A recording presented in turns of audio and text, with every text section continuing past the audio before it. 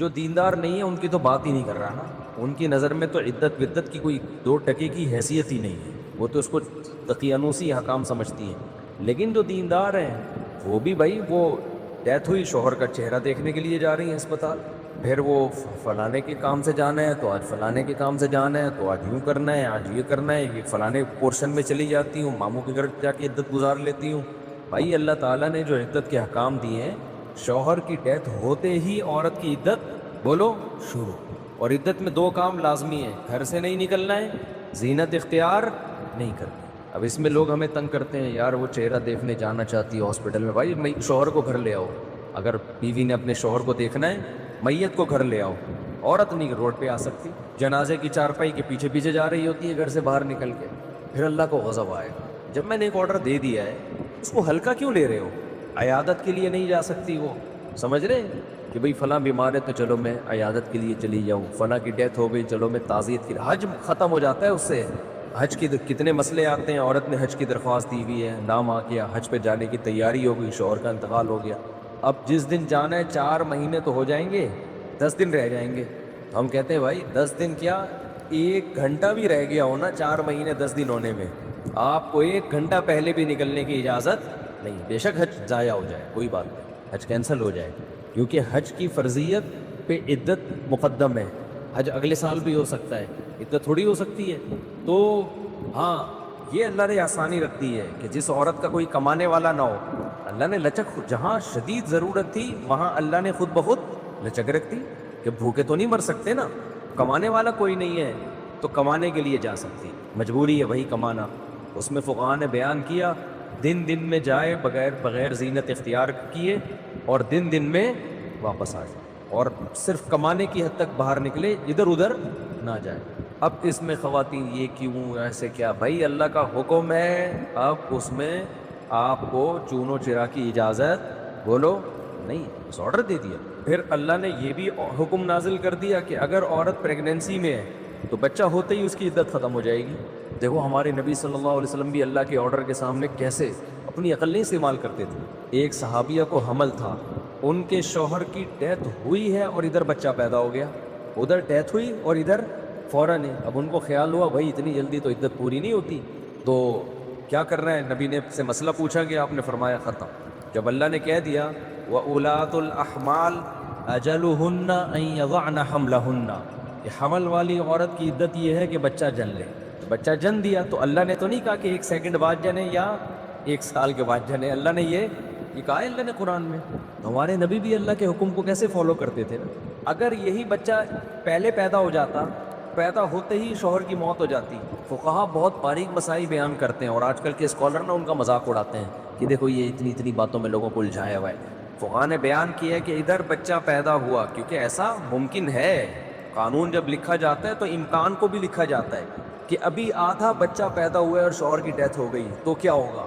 ایک ہے بچہ پیدا ہوتے ہی شوہر کی ڈیتھ ہو جائے، تو بچہ چونکہ پہلے پیدا ہوا ہے، شوہر کی ڈیتھ بعد میں ہوئی ہے، تو اب عدت کیا ہوگی، اب 4 مہینے 10 دن چلے گی۔ ادھر شوہر کی ڈیتھ ہوئی اور فوراً بچہ پیدا ہو گیا تو عدت ختم۔ اب ایسے بھی کیس قیامت تک کے لیے دین آیا ہے نا، ایسا بھی ممکن ہے کہ شوہر کی ڈیتھ ہوئی اور بچہ آدھا پیدا ہوا ہے اور ادھر ڈیتھ ہوئی اس کی، یعنی ولادت ہو رہی تھی اور شوہر کا انتقال ہوا۔ امکان تو ہے نا، لا جب لکھا جاتا ہے نا تو اس میں امکانات بھی لکھے جاتے ہیں۔ تو فقہا نے اس میں بھی بحث کی ہے کہ اس صورت میں کیا ہوگا، یا عورت کنفیوز ہے، پتہ ہی نہیں چل رہا کہ جب اطلاع ملی ہے تو بچہ پیدا ہو چکا تھا یا نہیں ہوا تھا، اس کے بھی فقہا نے احکام لکھے ہیں، تو بہت باریکیوں میں جا کے، تاکہ آئندہ آنے والے لوگوں کو کنفیوژن نہ ہو۔ آپ کتاب میں جا کے دیکھو، ہر مسئلہ فقہا نے ڈسکشن کی ہے اور اس کو بیان کیا ہے، تو ذرا سے فرق سے عدت کا حکم چینج۔ لیکن کیوں اتنا احتیاط کیوں؟ بھائی اللہ کا جب لا ہے تو وہ 2 اور 2 4 کی طرح ہے، سمجھتے ہو کہ نہیں سمجھتے ہو؟ جب اللہ نے کہہ دیا کہ بھائی جو حمل والی عورت ہے اس کا بچہ پیدا ہوتے عدت ختم، اگلے سیکنڈ میں بچہ پیدا ہوا عدت ختم۔ حضرت عائشہ کا قول ہے یا کسی صحابی کا کہ شوہر کو ابھی غسل بھی دیا جا رہا ہو نا، ابھی دفنایا بھی نہیں جا رہا ہے اور بچہ پیدا ہو جائے تو بس ختم عدت، چاہے دفنایا بھی نہ ہو، فوراً نکاح کر سکتی ہے وہ، ٹھیک ہے نا، فوراً نکاح کر سکتی ہے، تو اللہ نے اجازت دے دی اس کو۔ اب اس میں حکمت کیا ہے ہمیں نہیں پتا بھائی، اللہ کا حکم ہے، نس وارد ہو گئی تو نبی نے بھی اس پر عمل کیا، صحابہ نے بھی، ائمہ مجتہدین نے بھی. لیکن یہ نہیں ہے کہ جی 40 دن کی عدت، بعض 40 دن کی عدت منا رہی ہیں، بعض جو ہے وہ سفر کر رہی ہیں عدت کے دوران. تو ہاں گھر اکیلا ہے، وحشت ہے اس میں بہت زیادہ، خوف ہے، کوئی خطرہ ہے چوری چکاری کا، تو مجبوری میں پھر وہ گھر چینج کر سکتی ہے. جیسے کوئی ایسی جگہ پہ رہ رہی ہو جہاں چور ڈاکو کوئی ساتھ رہنے والا نہ ہو، وہ ایک الگ مسئلہ ہے. دودھ پیتے بچے کی الٹی کیا ناپاک ہے؟ یہ سوال پوچھا ہے جی ام عیسیٰ نے مان صحرا سے. دودھ پیتا بچہ اگر ماں کے کپڑوں پر الٹی کر دے تو کیا یہ کپڑے ناپاک ہو جائیں گے؟ دیکھیے، دودھ پیتے بچے کی الٹی اور بڑی عمر کے آدمی کی الٹی کے احکام میں کوئی فرق نہیں ہے. اگر منہ بھر کے الٹی ہوئی ہے، یعنی منہ بھر کا مطلب کہ بہت زیادہ الٹی ہوئی ہے اور منہ فل جیسے بھر جاتا ہے، تو چاہے بڑے کی الٹی ہو یا بچے کی الٹی ہو، دونوں ناپاک ہیں. اگر وہ یعنی یہ ہتھیلی کی گہرائی جو ہے نا، جو 5 روپے کا آج کل سکہ ہوتا ہے، اس کے بقدر اگر لگی ہوئی ہے تو کپڑا ناپاک ہے. اس سے کم ہے تو شریعت میں معاف ہے وہ. اور اگر تھوڑی سی الٹی ہے تو چاہے چھوٹے بچے کی ہو یا بڑے کی ہو، وہ پاک ہے.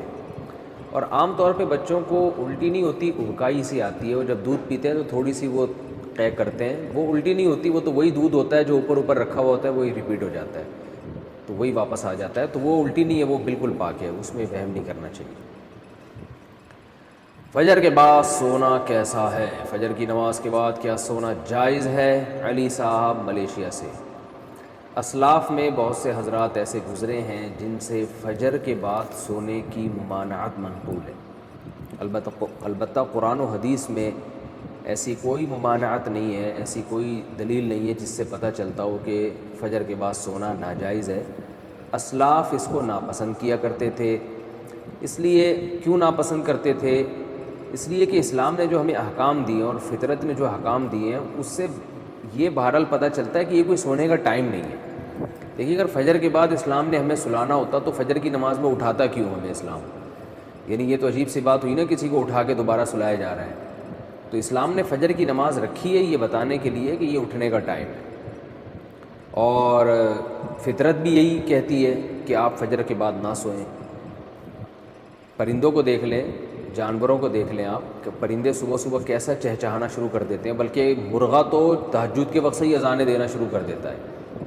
اور آپ صلی اللہ علیہ وسلم نے فرمایا لا تسبوا الدیک فإنہ یؤذن للصلاۃ. مرغے کو برا مت کہا کرو، اس لیے کہ وہ اذان کے لیے، وہ نماز کے لیے جگاتا ہے. تو جو فطرت کہتی ہے اسلام وہی کہتا ہے، اور جو اسلام کہتا ہے فطرت وہی کہتی ہے. وہ یہ ہے کہ رات کو جلدی سوئیں اور صبح جلدی اٹھیں. اللہ تعالیٰ نے ہمیں جو رات ہے نا، قرآن سے پتہ چلتا ہے جعل لکم اللیل لباسا والنوم سباتا، کہ اللہ نے رات کو ہمارے لیے لباس بنایا، نیند کو کاٹنے کا ذریعہ بنایا، اور رات ہمارے لیے سونے کے لیے بنائی ہے. دن وجعلنا النہار معاشا، دن میں ہمیں کام کاج کے لیے پیدا کیا اللہ تعالیٰ نے. تو یہ غیر فطری بہرحال ہے. اور رسول اللہ صلی اللہ علیہ وسلم نے ترغیب بھی دی ہے کہ صبح اپنے کاموں کا جلدی آغاز کیا جائے. حدیث میں آتا ہے، آپ صلی اللہ علیہ وسلم نے فرمایا، صحیح حدیث ہے، بورک لامتی فی بکورہا، فرمایا میری امت کے لیے اللہ نے صبح کے وقتوں میں برکت رکھی ہے. صبح صبح کوئی بھی کام شروع کیا جائے گا تو اس میں برکت ہوگی. افسوس کے ساتھ کہنا پڑتا ہے کہ بہت سے غیر مسلموں نے اس پر عمل شروع کر دیا. چائنا میں آپ دیکھیں لوگ صبح صبح اٹھ جاتے ہیں. میں تھائی لینڈ میں تھا، فجر کی نماز کے بعد میں نکلا تو ساری مارکیٹیں کھلی ہوئی تھیں. تو جو کام مسلمانوں کے کرنے کا تھا وہ غیر مسلم کر رہے ہیں. ہاں البتہ یہ ہے کہ جب آپ رات جلدی سوئیں اور صبح جلدی اٹھ جائیں تو پھر دوپہر کو قیلولہ کریں. سونے کا ٹائم دوپہر کو ہے، اس کی بہت تاکید ہے قرآن و سنت میں. قیلوا فإن الشیطان لا یقیل، آپ صلی اللہ علیہ وسلم نے فرمایا قیلولہ کیا کرو، شیطان قیلولہ نہیں کرتا. اور صحابہ، تابعین، اسلاف سب کی سنت ہے. گورے یہاں تک لکھتے ہیں کہ جب مسلمانوں کی خلافتیں تھیں تو پورا اہل اسلام دوپہر کو کھانے کے بعد سویا کرتا تھا، تھوڑی دیر آرام کرتے تھے، اور اس سے بہت زیادہ انسان کو طاقت ملتی ہے، دماغی بھی جسمانی بھی سکون بھی ملتا ہے، اور وہ بہت تیار ہو جاتا ہے بہت دیر تک کام کاج کرنے کے لیے. تو جو سونے کا جو نیچرل ٹائم ہے وہ ہے عشاء پڑھتے ہی آپ سو جائیں اور رات کو بہت جلدی اٹھیں آپ. یعنی 5 6 7 گھنٹے 5 گھنٹے 6 گھنٹے، کسی کو بہت زیادہ سو لیا تو 7 گھنٹے سو جائے گا، تو 5 6 گھنٹے کی نارملی نیند پوری کرنے کے بعد آپ اٹھ جائیں، اور پھر فجر کی نماز سے 10 15 منٹ پہلے آپ تھوڑی دیر کے لیے ایک شارٹ نیپ جسے کہہ سکتے ہیں، بہت تھوڑی سی دیر آرام وہ کر لیں، وہ بھی سنت ہے۔ یعنی آپ رات بہت جلدی سو گئے عشاء پڑھتے ہی، بہت جلدی رات کو اٹھ گئے آپ، کیونکہ کئی گھنٹوں کی آپ کی نیند پوری ہو جائے گی اگر آپ عشاء کے بعد سوتے ہیں، اور پھر فجر کی نماز سے پہلے آپ تھوڑی دیر، اذان کے بعد نماز سے پہلے 10 15 منٹ آپ تھوڑی دیر ہلکی سی نیند لے لیں، اس سے دوبارہ فریش ہو جائیں گے۔ اس کے بعد پھر آپ دوپہر کو کھانے کے بعد تھوڑی دیر آرام کریں، سوئیں۔ تو یہ جو نیچرل یعنی سونے کی یہ روٹین ہے، تو یہ بہت اس کی یعنی سنت سے بھی ثابت ہے، صحابہ سے بھی، اسلاف سے بھی۔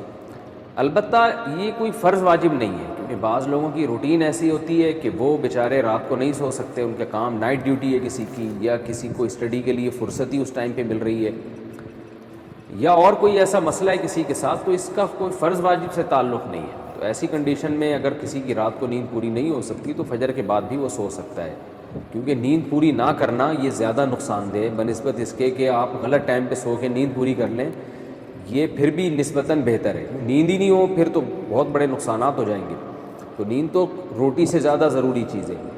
تو اس لیے نیند پوری کرنے کے لیے اگر کسی کو مجبوراً فجر کے بعد سونا پڑتا ہے تو کوئی حرج نہیں ہے اس میں، لیکن نارملی اسلام نے اس کو پسند نہیں کیا ہے، کیونکہ اسلام دین فطرت ہے، تو حلال و حرام سے اس کا تعلق نہیں ہے، بہتر اور مستحب بہرحال یہ نہیں ہے۔ اور آپ صلی اللہ علیہ وسلم کی ترغیب بھی ہے کہ صبح کے وقت میں اللہ تعالیٰ نے میری امت کے لیے برکت رکھی ہے، تو اپنے کاموں کا فجر کے فوراً بعد سے آغاز کر دینا چاہیے، اور وہ وقت ایسے بھی ذکر و تسبیحات کا وقت ہے، یہ ایکسرسائز کریں آپ اسے۔ بڑی خاندانی بات کیا کرتے تھے، آج وہ باتیں ہمیں سمجھ میں آ رہی ہیں، اس وقت تو ہم مدرسے میں ہی رہتے تھے نا، باہر دنیا میں نکلے نہیں تھے، تو ہم کہتے ہیں پتہ نہیں کس قسم کی باتیں کر رہے ہوتے، آج جب دنیا میں نکلے ہیں تو اب پتہ چل رہا ہے بھائی بڑی صحیح قسم کی باتیں کر رہے ہوتے۔ حضرت فرماتے تھے دنیا کی محبت کے 2 شعبے، اصل میں تو 3 شعبے ہیں، جب ہم کہتے ہیں نا دنیا سے محبت نہ کرو تو اس کے بہت سارے شعبے، لیکن میجر شعبے اس کے 3 ہیں۔ یہ 3 چیزوں کو کہا جاتا ہے دنیا سے۔ نمبر 1 حب باہ، باہ کا مطلب شہوت پرستی، ٹھڑک، لڑکیوں کو دیکھنے کا ہر وقت، فحش فلمیں کا، اور ہر وقت جو ہے نا حلال پہ کم بخت کو قناعت ہی نہیں ہو رہی ہے۔ کچھ ایسے ٹھرکی سوسائٹی میں ہوتے ہیں کہ نہیں ہوتے، کہیں کوئی انٹی گزر رہی ہو تو گھر تک پہنچا کے آئیں گے اس کو، اپنی بیوی سے بات کرنے کا ٹائم نہیں ہے، ہر ایک کی بیوی کو گھور گھور کے ان سے برداشت ہی نہیں ہوتا، اٹ از کالڈ ٹھڑک۔ یہ حب باہ کہلاتی ہے۔ کیا کہلاتی ہے؟ اس کو لفظ یاد رکھ لیں، حب باہ۔ باہ ہونی چاہیے، باہ کہتے ہیں مردانگی کو، یہ باہ تو ضروری چیز ہے صحت کے لیے، یہ نہ ہو تو آدمی شادی کیسے کرے گا، اولاد کیسے ہوگی، بیوی سے محبت کیسے کرے گا، لیکن باہ ایک حد سے آگے تجاوز کرتی ہے تو یہ ٹھڑک بن جاتی ہے۔ یعنی حب باہ کا اردو میں آسان نام لفظ کیا اس کے لیے؟ ٹھڑک۔ نہیں یہ بات سمجھ میں؟ تو باہ تو ہونا ضروری ہے، اگر باہ ہی ختم ہو جائے گی تو پھر تو آدمی نہیں رہے گا نا، وہ تو پجامہ ٹائپ کی چیز بن جائے گا بالکل۔ لیکن حب باہ کہتے ہیں ٹھڑک ہو، ایک ہوتی ہے ٹھڑک حد سے بڑی ہوئی، کہیں بھی کوئی لڑکی نظر آئی تو ٹھڑک کے علاوہ کسی اور نیت سے دیکھتا ہی نہیں ہے اس کو۔ ہوتے ہیں ایسے سوسائٹی میں لوگ، ان کا علاج بھی کرنا پڑتا ہے، ان کو چھڑوانا پڑتا ہے، کچھ دن عورتوں سے دور رکھنا پڑتا ہے۔ کسی کو لڑکوں کی ٹھڑک بھی اللہ معاف فرمائے تو بہت ہی غلیظ ٹھڑک ہے، یہ بھی پڑ جاتی ہے کسی کو، تو اتنی ہو کنٹرول میں، شہوت کنٹرولڈ ہونی چاہیے، آپ کو حلال اور حرام کا فرق ہونا چاہیے۔ تو جس کے اندر یہ ٹھڑک ہے تو اس کو بھی تصوف کی اصطلاح میں کہا جاتا ہے یہ دنیا کی محبت کا مریض ہے۔ ہوتے ہیں کچھ لوگ ایسے، نماز بھی پڑھ رہے ہیں، روزے بھی رکھ رہے ہیں، زکاتیں بھی دے رہے ہیں، اللہ اللہ بھی کر رہے ہیں، مگر کہتے ہیں بھائی عورت ہماری مجبوری ہے بھائی۔ وہ کیا کہتے ہیں بھائی؟ تو بس وہ کہیں بھی ایسے، میں نے دیکھا کاؤنسلنگ کرنے والے نیک لوگ کسی خاتون کو سمجھا رہے ہیں کہ اپنے شوہر سے محبت کرو، اتنی محبت سے سمجھایا کہ عورت کو اس سے محبت ہو گئی، کیونکہ اس مرد کے اندر ٹھڑک تھی، یہ سمجھاتے ہوئے اس کی نیت کیا تھی؟ خراب۔ بعض لوگ ہوتے ہیں تمیز سے سمجھا رہے ہوتے ہیں، ایسے ایٹیٹیوڈ عورت کے سامنے پیش کر رہے ہوتے ہیں تو عورت اس سے متاثر ہو جائے، تو بتاتے نہیں ہیں کہ ہم برے ہیں، لیکن ایٹیٹیوڈ سے لگتا ہے کہ بھائی تم 2 نمبر آدمی ہو، تم کیا ہو۔ ایک آدمی کہا میں کسی داڑھی والے کے پاس اپنی بیگم کو لے کر گیا تاکہ وہ میری بیگم کو سمجھائے، وہ داڑھی والا کہہ رہا ہے آدھا گھنٹہ تک میری بیگم ہی کو دیکھتا رہا ہے کم وقت، کہہ رہا مجھے اتنا غصہ آیا، تو میں نے کہا تم پہلے تحقیق تو کر لو کہ کس کے پاس لے کے جانا ہے, کس کے پاس لے کے نہیں جانا. سمجھواؤ اس آدمی سے رہے ہو جس کے بارے میں خود خطرہ ہے کہ اتنا نہ سمجھا, ایسا نہ ہو یہ سمجھا کے اپنے ساتھ ہی لے جائے. بعض لوگ سمجھانے کے لیے گھر پہنچ جاتے ہیں. تو ٹھڑک بھائی جو اللہ نے آپ کے لیے بنائی ہے وہ آپ کی ہے, باقیوں سے نا امید, ختم, ہماری کچھ نہیں لگتی, ایسی کی تیسی جاؤ بھائی. یہ ٹھڑک جس دن ختم ہو گئی تو اس کا مطلب دنیا کی محبت 1/3 آپ کے اندر ختم, 1/3 آپ انسان کے بچے بن گئے. دوسرا شعبہ حب مال, پیسے کی ٹھڑک. پیسے کی محبت بری نہیں ہے, یہ نیچرل ہے, کیونکہ پیسوں سے بہت ساری ضرورتیں پوری ہوتی ہیں انسان کی. محبت نہ ہوگی تو کمائے گا کیسے؟ ایک آدمی کو نوٹ اچھے ہی نہیں لگتے تو وہ صبح جائے گا, کمائے گا, مزدوری کرے گا وہ. تو اسلام نے یہ نہیں کہا کہ پیسے سے محبت نہ کرو, وَإِنَّهُ لِحُبِّ الْخَيْرِ لَشَدِيدٌ, خیر کہا اللہ نے, اس سے بے شمار ضرورت پوری ہوتی ہے. جیسے باہ کی محبت بری چیز نہیں ہے, ٹھڑک بری چیز ہے, ایک لمٹ میں ہونی چاہیے, ایسے ہی پیسے کی محبت بھی بری چیز بولو نہیں ہے, نیچرل ہے.